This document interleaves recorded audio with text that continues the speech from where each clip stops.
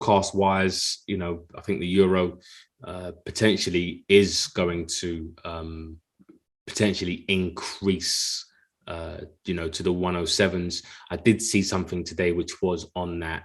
Where was it now? It was just the euro franc parity. No, it wasn't the euro franc parity. What am I talking about? It was the dollar. Where is it? Where's that? Where was it? Oh, here it was. No. I'm going mad. Sorry guys, 1 second. And I had it as well. This is it, the euro dollar. This is it, sorry.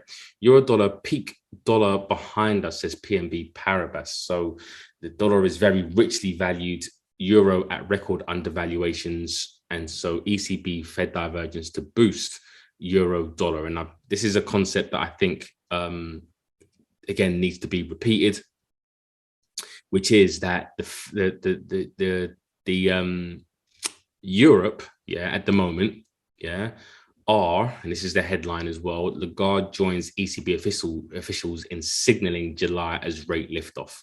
So they are now committed to trying to lower inflation and probably thinking about the economy second. What I mean by that is that inflation is a bigger problem than a recession. So the European Central Bank are pretty much now going to hike rates. Now there is again a small caveat to this, is keep in mind that we are buying the rumor. We're always buying the rumor and trying to stay ahead of the curve.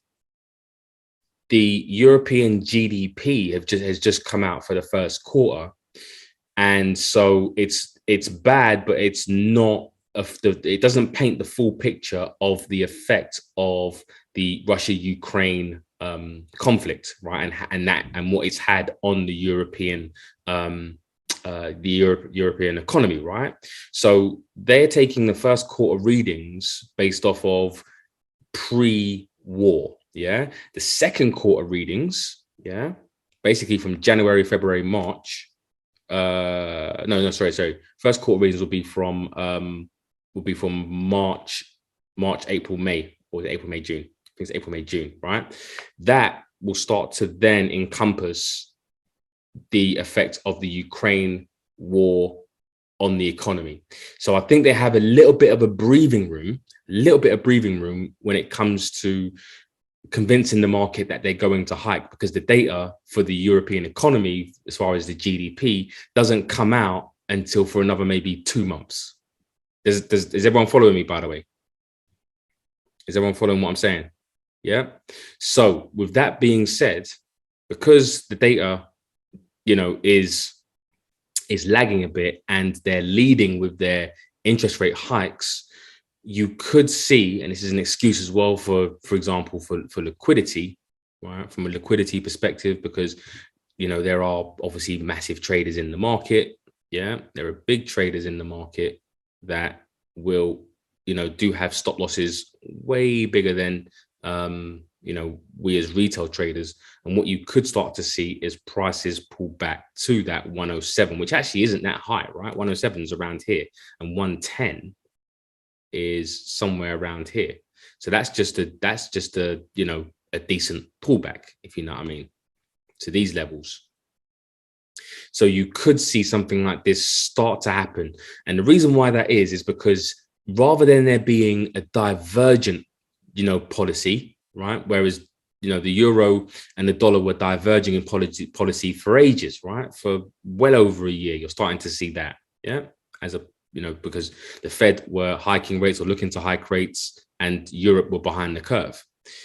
Now, what you're seeing is if this is Europe, if this is Europe and this is the dollar, where the dollar were strengthening or appreciating their currency, and the euro were looking to, continue to, or not be, appreciating their currency. The euro now is very weak and very devalued, which means it's pushing inflation higher, which is causing them to be a lot more hawkish. So now that they're starting to announce rate hikes, the divergence and the gap between the two is coming closer. right? Before it used to be very, very wide, and now it's coming closer. And now that they start to converge, right, the valuation of the euro dollar has to be revalued. That exchange rate has to be revalued, because this move to the downside was based off of a divergent trade. Now that we're getting a revaluation potentially of the euro can't possibly be worth 106s. Does that make sense, everyone?